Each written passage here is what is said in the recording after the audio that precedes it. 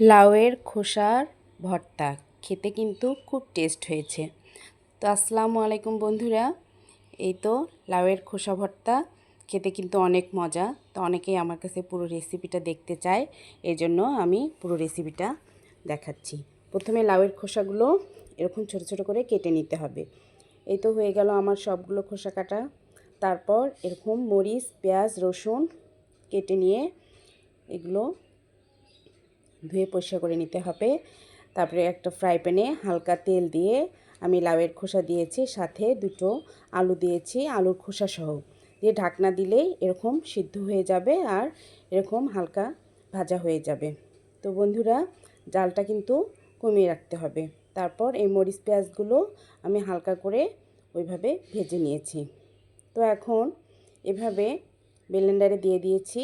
তো আপনারা মরিচ পেঁয়াজ সব একসাথে দিতে পারেন। যেহেতু ছোটো বাটিতে করেছি তাই আমি আলাদা আলাদা করে ব্লেন্ড করে নিয়েছি। দেখুন কত সুন্দর হয়েছে ভর্তাটা। তো বন্ধুরা, এই যে মরিচ পেঁয়াজগুলো আমি ব্লেন্ড করে নিচ্ছি। তো এই দেখুন কত সুন্দর মজাদার লাউয়ের খোসার ভর্তা। বন্ধুরা, বিশ্বাস করবেন খুবই মজা হয়েছে, একবার ট্রাই করুন। ধন্যবাদ।